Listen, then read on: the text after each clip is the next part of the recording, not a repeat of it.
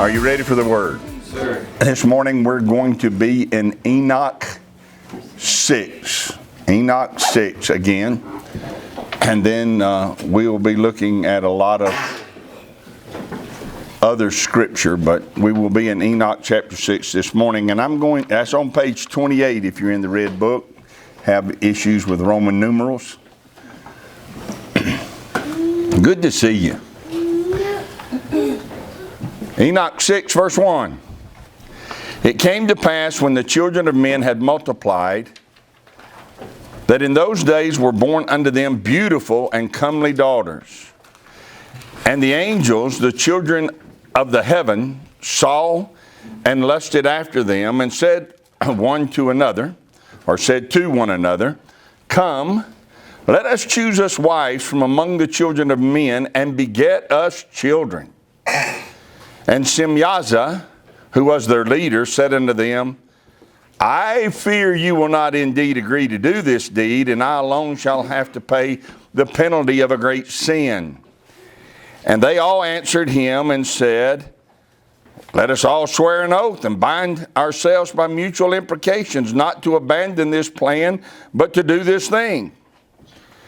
Then swear they all together and bound themselves by mutual imprecations or curses upon it. And they were in all 200 who descended, who descended in the days of Jared on the summit of Mount Hermon. And they called it Mount Hermon because they had sworn and bound themselves by mutual imprecations upon it. Now I am looking forward to pressing into the book of Enoch and looking at other issues and other subjects that are presented in this amazing book. But as I mentioned to you last Sabbath, when I read Semyaza's words here in Enoch 6, they jolted me, and I sensed that it was something you and I should address. So this morning, with the help and guidance of the Ruach HaKodesh, I'm going to do that. So let's read his words one more time. Semyaza, who was their leader, said unto them, I fear you will not indeed agree to do this deed, and I alone shall have to pay the penalty of a great sin. Now suppose with me, if you will, that Yahweh intended for us to have in our possession and to read the book of Enoch. And suppose that he had Enoch record what Semyaza said there on Mount Hermon. If that is true, that Yahweh had Enoch write it down and that Yahweh wants us to have it and read it, which I am convinced that he does, then there is a reason this was recorded. There's a lesson or a warning or an insight that Yahweh wants us to have. That's the way I approach this comment by Semyaza. Yahweh is communicating something of great importance to us, and we need to make sure that we see what he wants us to see and understand what he wants us to understand. So, I examined this statement, and here's what I have so far determined. That Semyaza could have only had one of two reasons for saying this, or a combination of the two. Number one, he said it because he understood that he was already in serious trouble for what he had thought to do. Thought to do. He knows that Yahweh knows his thoughts. And therefore, he knows that he's in trouble for allowing that thought to marinate inside of his thinker. Option two would be he's using these words to goad these other fallen ones into action.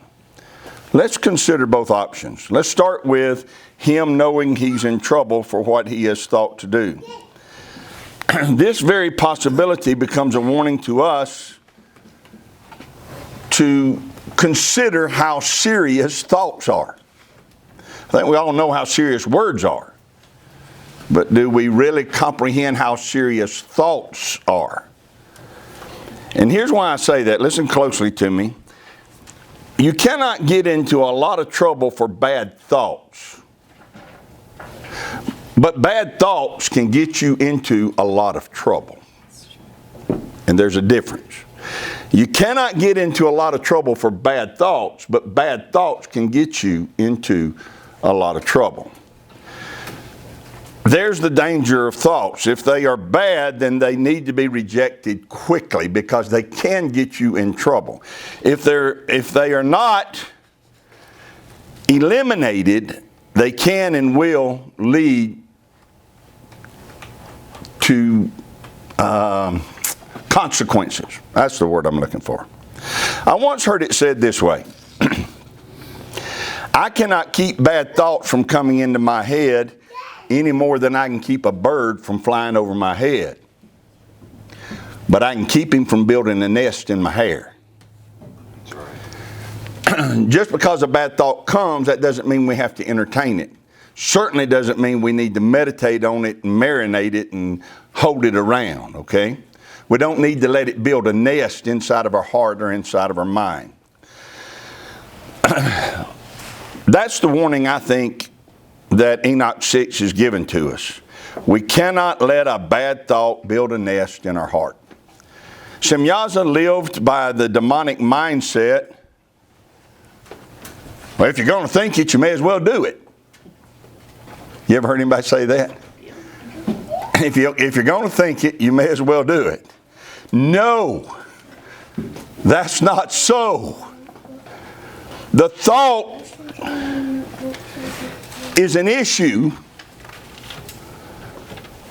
The thought being embraced and nurtured becomes a problem, but the thought acted on takes on a whole different level of wrong.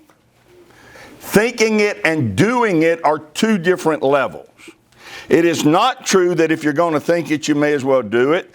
The truth is, if you're going to think it and it's bad, annihilate that thought now. Okay? So some think that if you're going to think it, you may as well do it. They're wrong, and equally wrong are those who think that what they think doesn't matter. It's just a thought, not a deed, they reason in their hearts. But to think like that, you'd have to ignore a whole lot of Scripture. Let's start in Proverbs 4, verse 23. You're familiar with this. Keep your heart with all diligence, for out of it are the issues of life. Today's English version translates it this way: be careful how you think. Your life is shaped by your thoughts. By the thoughts we nurture in our hearts, life comes forth. Life exits. Our life is shaped from what we're thinking on. This word also means to set boundaries and borders. The word I'm talking about there is issues of life. That word means to set boundaries and borders. So what we think on sets the boundaries and the borders for the life we're going to live. So the instruction in Proverbs 4 is really this: keep your heart with all diligence, for you are going to set the boundaries and the borders for your life by what you're thinking about. And what it's telling us here says to keep it with all diligence. It means we have to set our most diligent guards over our heart. That means we have to be careful about the four gates that have access to our heart. Or in my thinking, there are four gates that have access to our heart.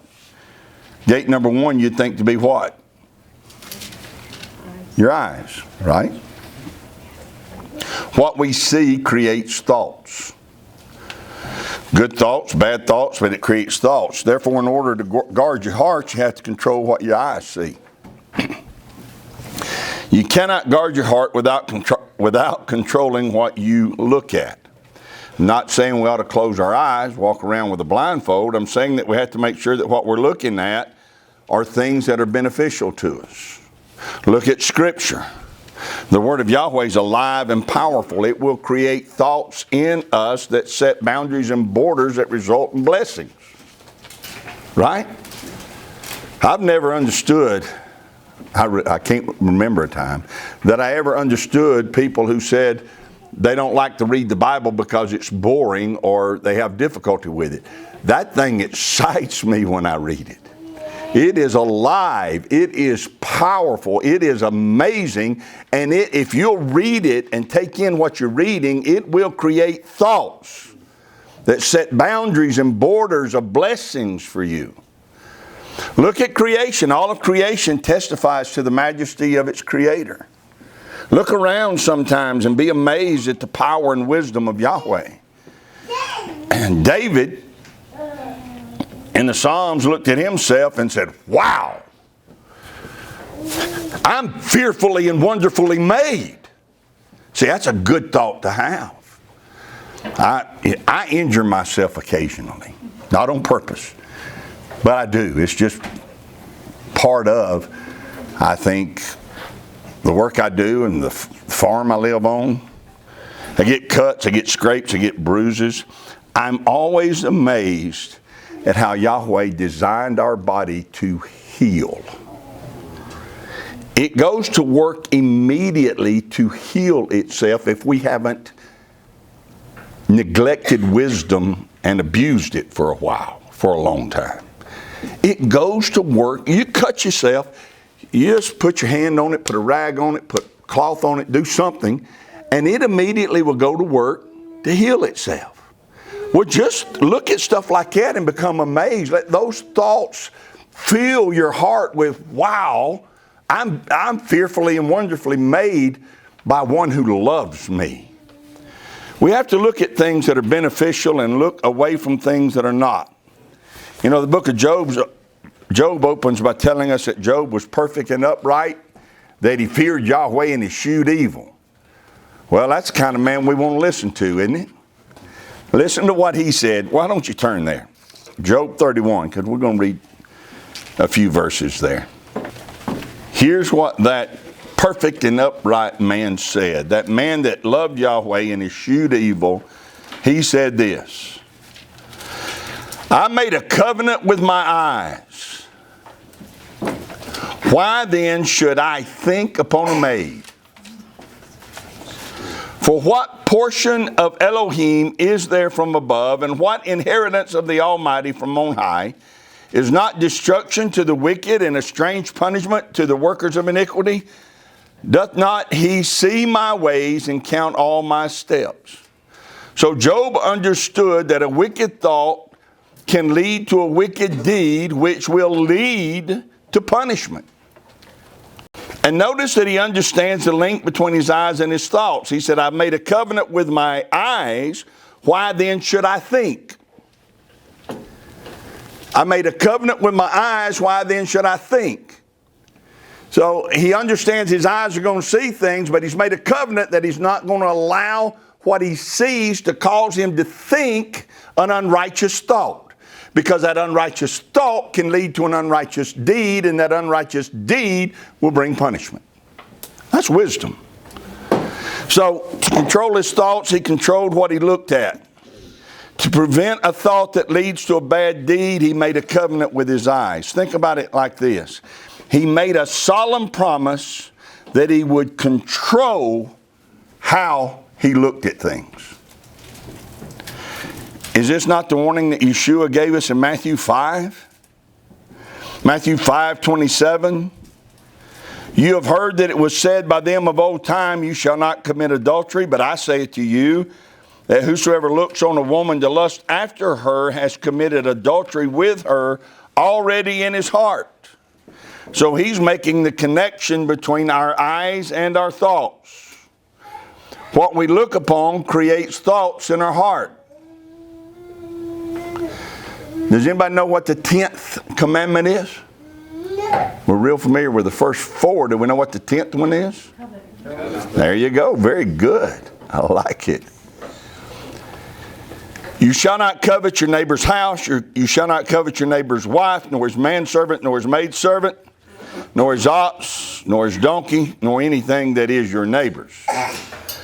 To covet means to look upon it with delight or pleasure. Yahweh is commanding us to not have thoughts that bring us pleasure concerning another man's possessions. Here's what I mean by brings us pleasure. Think of coveting this way. I wish I had his house instead of my house. I wish I had his servants instead of my servants.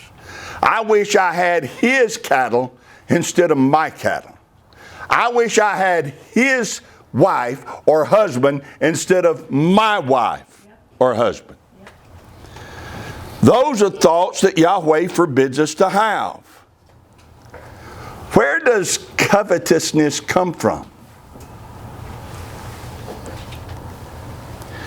What do we covet, Clarice? He asked. And then he answered, we covet that which we see every day.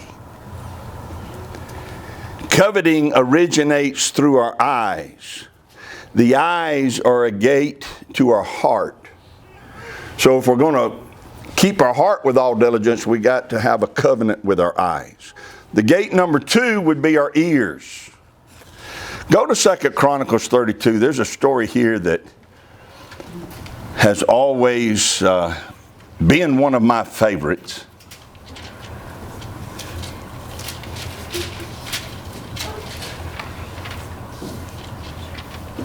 There's a lot of favorites in there.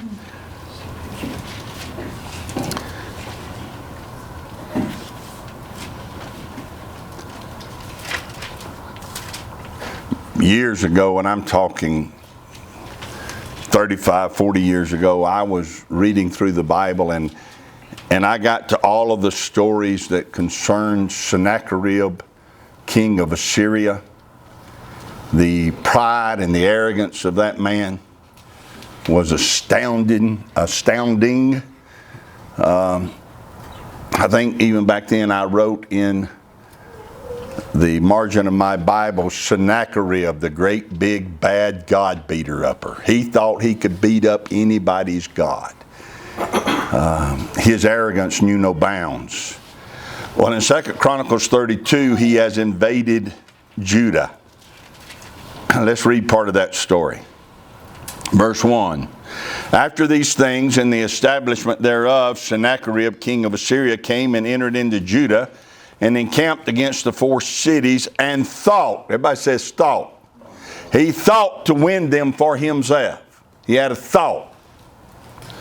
And when Hezekiah saw that Sennacherib was come and that he was purposed to fight against Jerusalem, he took counsel with his princes and his mighty men to stop the waters of the fountains which were without the city, and they did help him. If there's somebody who's got it in their heart to do you harm, don't help them do it. I said, don't help them do it. He said, you know what? He wants to do me harm. He can't drink my water. Let's go stop it up so water doesn't flow out there to him. Verse 4. So there was gathered much people together who stopped all the fountains and the brook that ran through the midst of the land, saying, why should the kings of Assyria come and find much water? Also he strengthened himself, and he built up the wall that was broken. And he raised up to the towers and another wall without, and repaired Milo in the city of David, and made darts and shields in abundance. Provide yourself protection and ammo. These are all the things that Hezekiah did. They were great and they were necessary. But he didn't just do some things. He said some things. The people of Judah needed to see him doing things. That he wasn't just being idle with this thread out there. They needed to see their king doing things. But they also needed to hear him say some things. So listen to what he said. Verse 6. He set captains of war over the people and gathered them together to him in the street of the gate of the city and spoke comfortably to them, saying. Be strong and courageous. Be not afraid nor dismayed for the king of Assyria, nor for all the multitude that is with him, for there be more with us than with him. Now, what do you mean by that? Because anybody with just a simple understanding of math could look out there and see he had more military than they had. Well, he explains that in verse 8. With him is an arm of flesh, but with us is Yahweh our Elohim to help us and to fight our battles. So knowing that Yahweh is with us, he's going to help us and fight our battles. Do not be afraid, do not be dismayed because of him and the multitude he's got. Now watch what the people did. Verse 8, middle of the verse. And the people rested themselves upon the words of Hezekiah, king of Judah. And that Hebrew word means exactly what's written there. They rested. They leaned upon. They propped themselves up on his words. What they heard brought them strength and comfort. He said some things and their weak knees became strong. Their back strengthened up. They said, yeah, that's right. Now read the rest of the story sometime. Go sit down and read the rest of it. Sennacherib will now spend days saying stuff of his own. He tries to discredit Hezekiah. He tried to persuade the people to not listen to Hezekiah. He bragged about all the nations he had conquered and all the gods he had already beat up. He talked about how easy it was going to be to conquer Judah. And again, some 35 years ago, I wrote it in my margin. If it's going to be as easy as he says, why is he talking about it? Why don't he just go do it? Yeah. It's not going to be easy unless he can get them to listen to him. Yeah. He's got to convince them they don't have a chance. He's got to convince them to give up their faith and hope in Yahweh. And he's using his words to do that. The people guarded their heart with all diligence. They ignored what Sennacherib was saying, and they rested on what Hezekiah had said. What we listen to and who we listen to determines the content of our heart and sets the direction of our life. You cannot listen to just anyone and everyone and be stable. Right. Paul warned the Ephesians about being unstable. He warned them about being tossed to and fro. What did he say was going to toss them to and fro? Their thoughts. They come from where? Thoughts about what? He said doctrines, right? Listen to this, Ephesians 4:14. That you henceforth be no more children, tossed to and fro, carried about with every wind of doctrine, by the sleight of men and cunning craftiness, whereby they lie in wait to deceive. So what he was warning the Ephesians about was that if you listen to the wrong ones, their words, the doctrines they teach, are going to cause you to become unstable. Cunning craftiness means that their craft is the ability to use their words to confuse you and deceive you. They can read what is written and teach you something completely opposite of what is written and convince you that the lie they just told you came out of the Bible. That's how crafty they are. So what we listen to and who we listen to determines whether we're stable or not. You cannot guard your heart without guarding your ears. So listen to the Scripture. Listen to the right ones. Listen to Yeshua. Listen to what he said here in Luke 8:18. Take heed, therefore, how you hear. Did you hear that? He didn't say take heed what you hear. He said take heed how you hear. There are different ways to hear even the right things. You may say, well, I don't listen to the wrong things. I only listen to the right things. But there are different ways to listen to the right things. And that's the reason Yeshua said, take heed how you hear it. Because you can hear the right thing casually. You can hear the right thing carelessly. Or you can hear the right thing joyfully. Or you can hear it despisingly. Or you can hear it with hunger. Or obediently, or studiously. So take heed how you hear. Why should you? Listen to the rest of that verse, Luke 8:18. Take heed therefore how you hear, for whosoever has, to him shall be given, and whosoever has not, from him shall be taken away even that which he seems to have.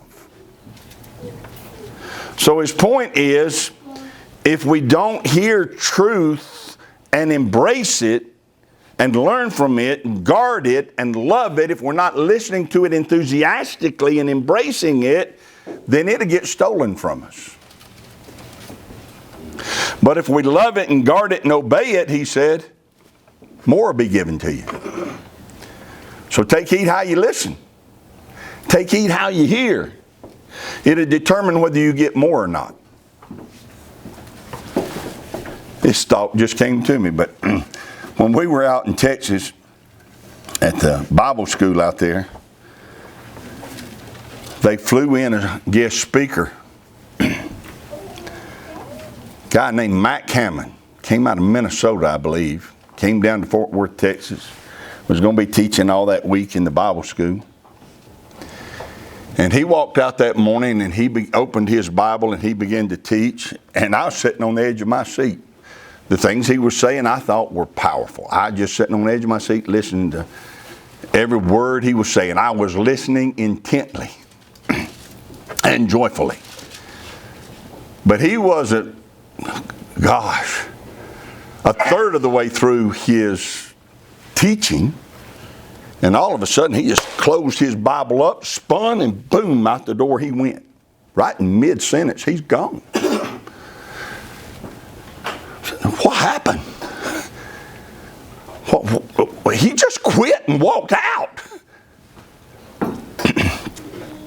We sat there dismayed for quite a while. Finally, the dean of the school walked in and said, you can go ahead and take a break, but we will be returning for session 2. And when he comes back to teach, there better not be another student in here who goes to sleep. He saw a couple who had done laid their head down and went to sleep. One who had laid his head on the desk and went to sleep. And he took heed to how they was listening and said, it's not worth me wasting my time on. And he walked out. Whether you agree with that or not, I think it bears witness here with this that Yeshua is saying that basically the same thing. I'll share truth with you if you want it. Show me that it doesn't mean anything to you and I'll quit giving it to you. Yeah. I'll share truth with you and you walk in it, watch me give you more. I'll share truth with you. You let it change your life, watch me give you more. But I share truth with you and you set it on a shelf, set it aside, amen. I'm not giving you any more. Side note, I later heard that pastor kept a big old water cannon up there by his podium. And if he looked out at his congregation and saw somebody asleep, he'd shoot them with it. But more power to him. So the second gate is the ears. The third gate is our own imagination. That's right. Thoughts can come not only from outside, they can also come from within. You can be sitting and not looking and not listening to anything. The eye gate and the ear gate not being used. Thoughts just begin to rise up out of your own heart. You didn't know were there. Jeremiah by Yahweh warned us. He said in Jeremiah 17:9, The heart is deceitful above all things and desperately wicked. Who can know it? So you better be careful what your heart tries to get you to think about. Enoch 6 and Genesis 6 are passages that give us a backstory to the destruction of the earth via the flood. In preparing to destroy the earth, listen to what Yahweh said in Genesis 6:5. Yahweh saw the wickedness of man was great in the earth, and that every imagination of the thoughts of his heart was only evil continually. Yahweh saw that the thoughts of his heart were evil continually.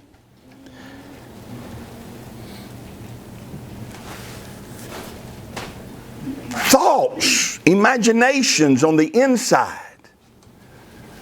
that were being just let loose. Here's some insight that I think we need in order to understand how dangerous thoughts can be. I think it's proved out there in Genesis 6. Thoughts are really, whether we want to admit it or not, thoughts are plans. They're plans.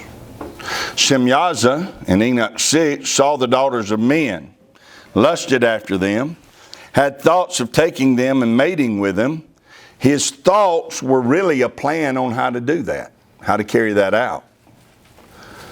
That's why Yahweh said for us not to covet, because the thought of coveting becomes a plan.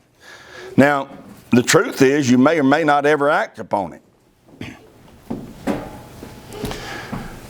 But is that because you don't have the opportunity, or is it because you fear what might happen if you do, or is it because you're so righteous?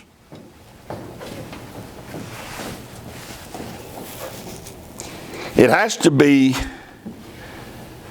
one of the first two. Either you don't have the opportunity or you're afraid of the consequences, because the truth is, if we're righteous, the righteous wouldn't allow the thought to stay there to begin with. Right? This was Semyaza's issue. His thoughts have become his plan. His plan is being delayed not because he's a righteous being. His plan is being delayed because of fear of the consequences and the fear of his followers of the consequences. He knows he's in trouble or will get in trouble. He has not rejected or eliminated the thought. The thought's still prevalent. He's trying to figure out the best way to carry out his plan with the least amount of fallout. And people do the same thing. So eyes, ears, the imagination of our hearts. And gate number 4, I would just simply say, are spirits. They could be wicked spirits, or they can be the Ruach HaKodesh. The Ruach will speak to us spirit to spirit, and you can hear him in your spirit. Those thoughts do not come from our own mind. There are thoughts we have that don't come from our own mind. They come from our spirit. And that's why you have to embrace them, think on them, and write them down, because the Ruach will speak to you spirit to spirit. Because it didn't come from your mind, if you don't write it down or think on it and embrace it, you'll lose it. It'll disappear. When you hear it on the inside, you have to make it a thought and let it into your heart. I'll give you an example just day before yesterday, and you may think it ridiculous, but I know it was the Ruach HaKodesh. We had run a water line from the pavement here back up to our house, which is well over a quarter of a mile, but I never had hooked it up, so I finally hooked it up, turned it on, had a plumber turn it on. He left. I come home a few hours later, and there's no water pressure, and the I go look at the meter, and the meter looks like a helicopter about to take off. That thing just spinning. And so you got a 2-inch water main blowing water. It can blow through a few $100s worth of water quick. And so I began desperate. I cut it off, but I began desperately to look for where that water leak might be. I eventually went in the house and got Brian. We had some, we did put in some cutoffs so that we didn't have the whole half a mile. So we could at least isolate where a leak might be. And so by looking at those, using those cutoffs, Brian and I at least isolated it between two of the cutoffs. It wasn't between the cutoff and the house, it was between the two cutoffs it was there. But that was still 300 or 400 yards worth of line. And in the night, Brian and I are looking, but we can't see where the leak might have been. We can't, there's leaves. It's been buried for a long time. Some of it got buried pretty deep. It's frustrating. So go to bed thinking, boy, this is going to be a difficult task. Boy, I sure don't want to have to dig that whole section up to find this one leak. I found that leak at 3 o'clock the next morning. But not by being out there looking at it. I was laying in the bed, asleep, and my eyes popped open, and I knew where that leak was. Knew where it was. And I sat there grinning in bed thinking, that's it. That's where it's at. Brian and I, when we ran that line, we teed off and ran a line over to the other side of the lake where he was going to put, where he and Krista are going to put their house. And I knew the leak was there. Knew. You said, well, you sat and thought about it. No, I'd forgotten about it. I was awakened with a thought. The Ruach HaKodesh will speak to us spirit to spirit. Now, I got up that morning and left the house at 4 o'clock. It was dark. I didn't even worry with it. Didn't bother with it. But all day long, I just kept thinking, I know where it's at. I wasn't frustrated, wasn't aggravated. I said, I know where it's at. When I got home that afternoon, I went and turned that water meter back on, or turned that cutoff back on, drove over there, right where I knew it would be. Right where, let me rephrase that. Right where I was told it would be. Right. So we can get thoughts from the Ruach HaKodesh.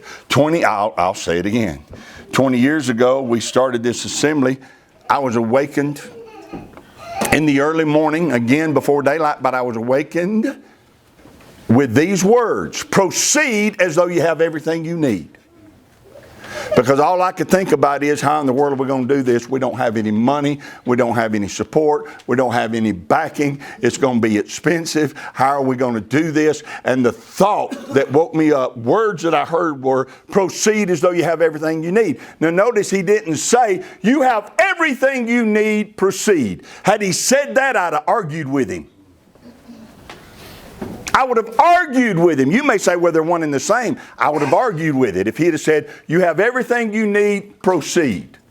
Because I'd have said, no, I do not. Start showing me that and I'll proceed.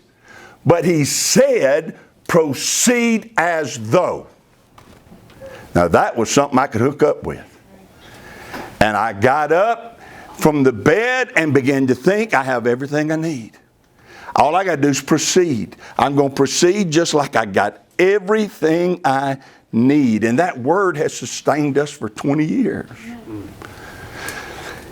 Every time thoughts of failure have come, and they have come, I recognize they came from spirits, but not from the Ruach HaKodesh. Spirits will speak to you. Spirits will try to get you to think on things you ought not think on. The Ruach HaKodesh will try to get you to think on things that are going to change your life forever. listen to him. So we have to guard our hearts. So it seems to me that Yahweh put this in Enoch 6 as a warning to us that thoughts are really plans and we'll be held accountable for what we think. It's not Yahweh's job to guard our hearts, it's our job to guard our hearts. Semyaza allowed a wicked thought to become a wicked plot, and a wicked plot to become an unforgivable wicked deed. And that wicked deed led to unstoppable, horrendous consequences for him and those that followed him. His thoughts became a plot that became deeds that resulted in judgment that he could not escape. That is a warning to us. There's a passage in Hebrews that does not get read much or taught at all, or not much at all. But I think it's appropriate here. So let's turn there and then we'll move on. Hebrews 10. Boy, this will jerk the slack out of your chain quick. You know what I mean by that term? It'll jolt you.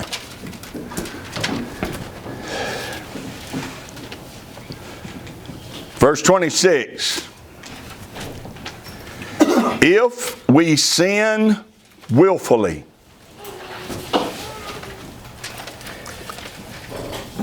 for if we sin willfully after that we have received the knowledge of truth or of the truth, there remains no more sacrifice for sins, but a certain fearful looking for of judgment and fiery indignation which shall devour the adversaries.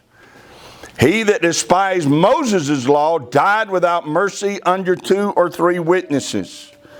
Of how much sorer a punishment, suppose you, shall he be thought worthy who has trodden underfoot the Son of Elohim, and has counted the blood of the covenant wherewith he was sanctified an unholy thing, and has done despite unto the Spirit of grace.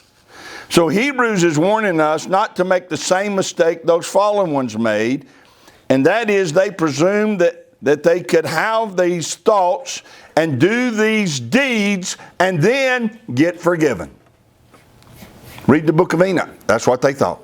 We can think on this and we can carry out our thoughts. We can do these deeds, and he's a merciful Elohim. He'll forgive us for it. They were wrong. Read this text carefully. If we sin willfully, there remains. Remains. Everybody say remains. I want you connected with me here. Remains. What that word means is, there never was and there never will be a sacrifice that covers sins done willfully.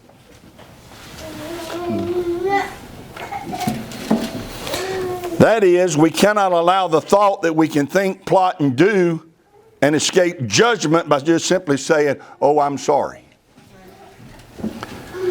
Semyaza knew his thoughts already had him in trouble. Hebrews 10 is warning us to understand the same thing he understood.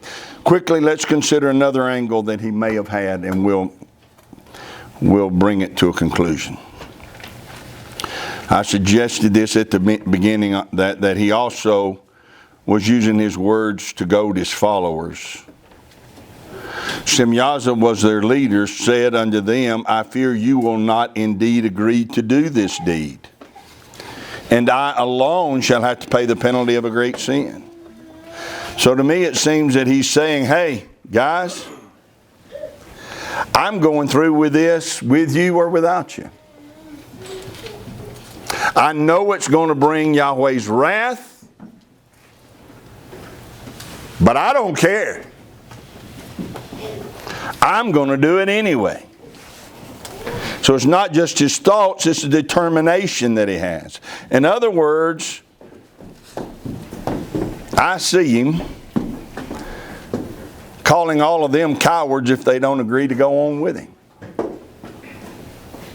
I think it's reasonable to presume that some of them are becoming apprehensive about this plan. Semyaza seemingly senses this and uses cunning craftiness. Remember Peter using those words? Uses cunning craftiness to deceive them into carrying out this unforgivable deed. That kind of arrogance and pride and callousness is seen in men just as clearly as it was seen in Semyaza. I've heard it. Have you ever heard it? When a man says something like this, I might go to hell for doing this, but I'm doing it anyway. That's the same thing. I know this is wrong, but I don't care. You ever heard that?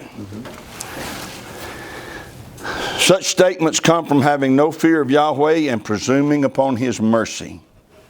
Without fear, one can think that His instructions in Torah are optional. But they're not optional. Or perhaps I should say it this way. They are not optional without consequence. You can opt out of following them. You're not made to. You can opt out of following them, but you cannot opt out of having to face Him for opting out. When you opt out, you're going to have to face Him because you chose to opt out. I'm not following them. Fine. One day you'll have to answer to Him for that. Religion teaches for doctrines the commandments of men. They reject and lay aside the commandments of Yahweh. I had lunch with Bob Brown yesterday. And by the way, he sends his love to all of you, says that he misses you and hopes to be back soon with he and Maria, the family. But I had lunch with him yesterday and I ordered a salad. And they brought it to me. I haven't eaten there in years, so I didn't think. They brought it to me, set it down in front of me, and it's covered with what? They just filled it up with pig. And so I slid it back and I said, I didn't realize that y'all put pig on your salad. I don't need that to be taken out. I need a fresh salad made without the pig in it, please. I was pleasant because that was my mistake, not theirs. Bob and I talked while we was waiting on my salad to come back about how they like to put it in everything.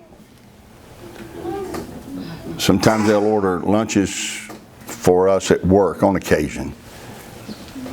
And I always think, well, I'm not going to tell them, make something special for me, but I always think I'll find something I can eat. Oh, mac and cheese, yay, and you dip a big old spoon in it. Who puts pig in mac and cheese? Right? Potato salad.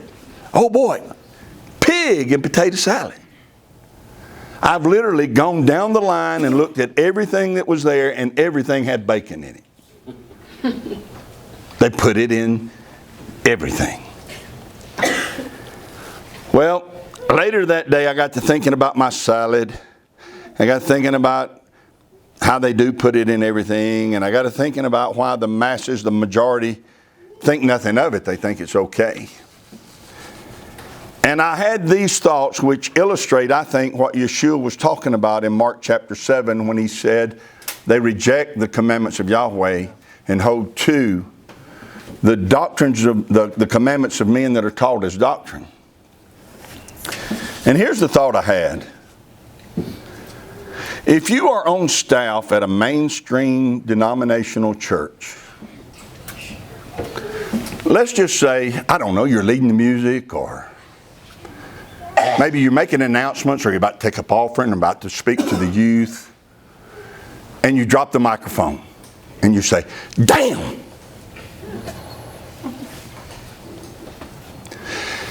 And you frequently would do things like that. It wouldn't take them long, well really on the first instant they'd have a meeting with you, right? And if you continued to do it, they'd dismiss you. But if you eat pig and shrimp and lobster, they celebrate you. Do you see? They have taught for doctrine the commandments of men. You can't say this four-letter word and be a part of our fellowship. That is a commandment.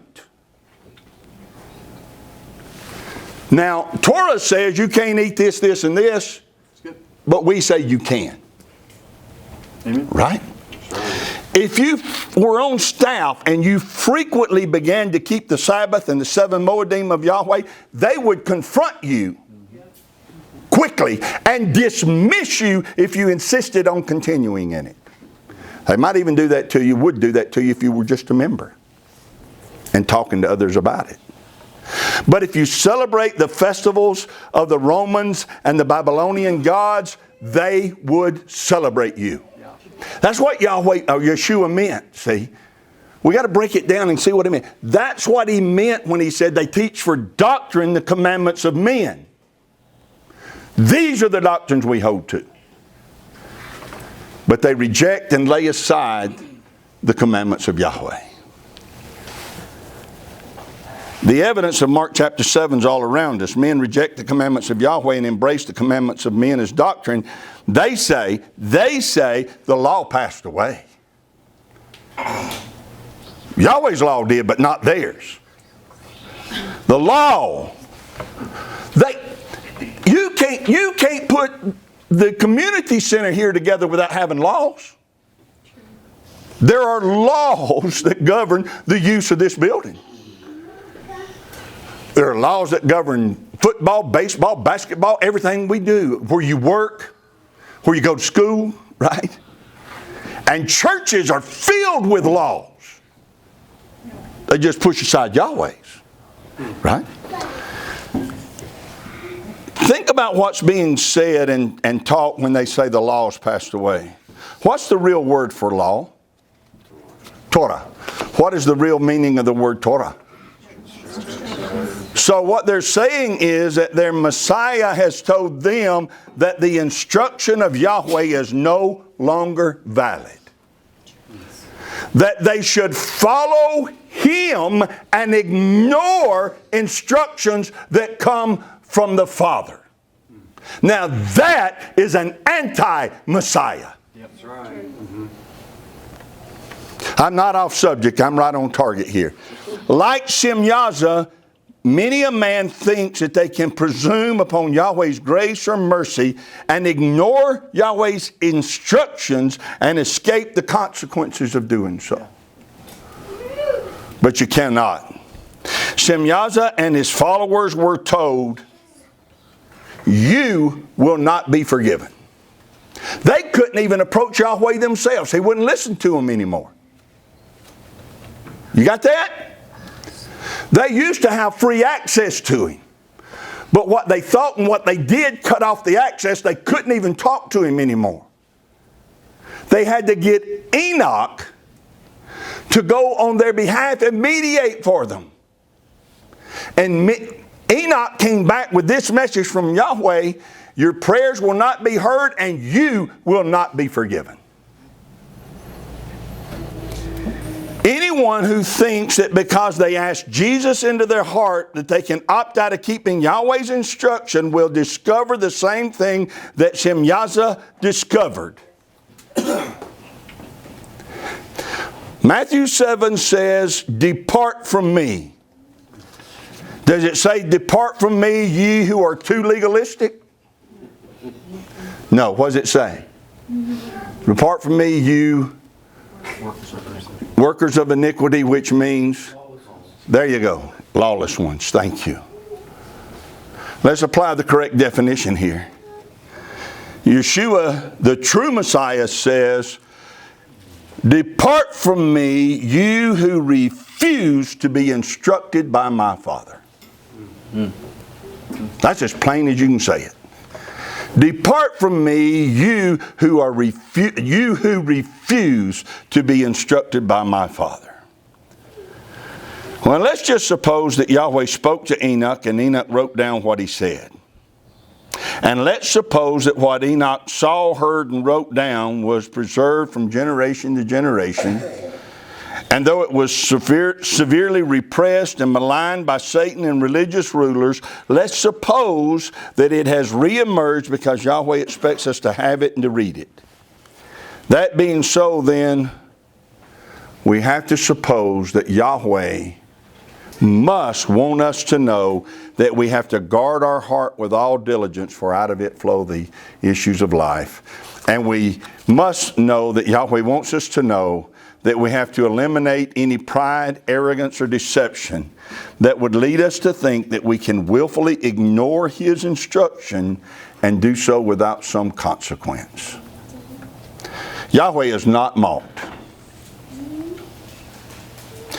We cannot ridicule Him as if He is powerless to confront us.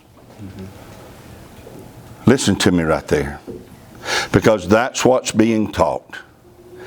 People are being taught that if they ask Jesus into their hearts, Yahweh is powerless to confront them about anything they do. Yeah, true. Yeah.